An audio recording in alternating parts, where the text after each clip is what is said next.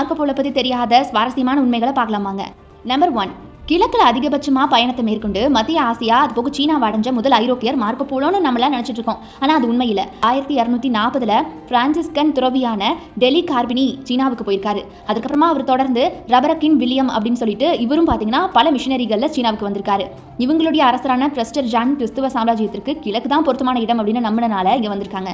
Number 2, அதுக்கப்புறமா பார்த்தீங்கன்னா 1271 Marco polo தன்னுடைய தந்தை மற்றும் மாமாவோட ஆசியா நோக்கி பயணத்தை தொடங்கியிருக்காரு. ஆனால் இதில் என்ன தெரியுமா ட்விஸ்ட், அவருக்கு தன்னுடைய அப்பாவே அடையாளம் தெரியல. மார்க்கோ பிறப்பதற்கு முன்னாடியே இவங்க மாமாவும் அப்பாவும் கிழக்கு நோக்கி பயணம் போனனால தன்னுடைய தந்தை யாருனே மார்க்கோ போலோக்கு தெரியாதான். அதன் பிறகு 1269 மார்க்கோ போலோவுக்கு 15 வயது ஆகும்போது தான் அவங்க திரும்பி வந்திருக்காங்க. நம்பர் 3, இளைஞனா இருக்கும்போது இவருக்கு நடந்த சுவாரஸ்யமான விஷயம். தன்னுடைய 17வது வயசுல தந்தை மற்றும் மாமாவோட சேர்ந்து ஆசியாவை நோக்கிய பயணத்தை மார்க்கோ போலோ மேற்கொள்றாரு. ஆரம்பத்துல குப்லாய் கான் கோர்ட்ல சில காலம் தங்குறத நோக்கமாக தான் இவர் வச்சிருந்திருக்காரு. ஆனா 20 ஆண்டுகளுக்கு மேலாக அங்கேயே தங்க நேரிட்டு இருக்குது இவருக்கு. நம்பர் 4, மார்க்கோ போலோ ஆசியாவில் யானைகள் மற்றும் குரங்குகள் போன்ற வித்தியாசமான ஐரோப்பாவில் இல்லாத பல உயிரினங்களை பார்த்ததா சொல்லியிருக்காரு. அவர் வெனிஸ்க்கு திரும்பிய போது ஆசியாவில் இருக்கக்கூடிய உயிரினங்கள் தங்களுடைய புத்தகங்கள்ல, அதாவது புராணங்கள்லையும் சில இதிகாசங்கள்லையும் மட்டும்தான் இந்த மாதிரியான விலங்குகள் இருக்கும் அப்படின்னு தப்பா கன்வே பண்ணியிருக்காரு அவருடைய மக்களுக்கு. உதாரணமா 13ஆம் நூற்றாண்டுல யூனிகான் அப்படிங்கிற கற்பனை உயிரினம் இருந்ததாக அவர் நம்பியிருக்காரு. யூனிகான் பத்தி நம்ம எல்லாருக்கும் தெரியும், கொம்புகள் வச்ச குதிரை. நம்மளுடைய இமோஜியில கூட அதை நம்மளால பார்க்க முடியும். மாயாஜால சக்திகள் கொண்ட அந்த குதிரையை தான் பார்த்தீங்கன்னா அவர் தப்பா கருதி இருக்காரு.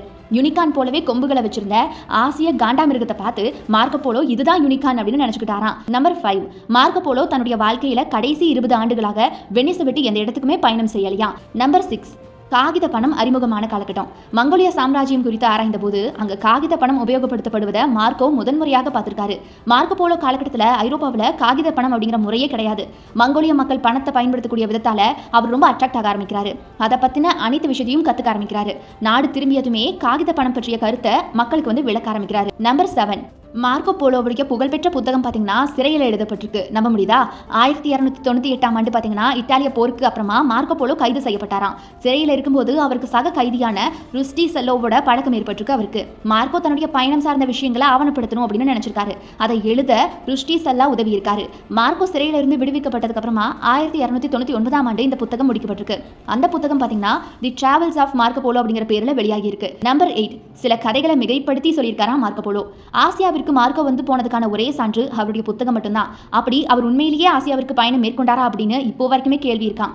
நம்பர் 10, மார்க்கோ போலோவுக்கும் குப்லாய் கானுக்கும் இருக்கக்கூடிய நட்பு, அது போக சந்திப்புகளை சித்தரிக்கும் வகையில் நிறைய திரைப்படங்கள், அது போக தொலைக்காட்சி தொடர்கள் கூட வர துவங்கி இருக்கு. ஸோ ரொம்ப பிரபலமான நெட்ஃப்ளிக்ஸ் நிறுவனம் பார்த்தீங்கன்னா 2014ஆம் ஆண்டுலேருந்து மார்க்கோ போலோன்னு சொல்லிட்டு அதிக பட்ஜெட் கொண்ட தொலைக்காட்சி தொடரை எடுத்திருக்காங்க.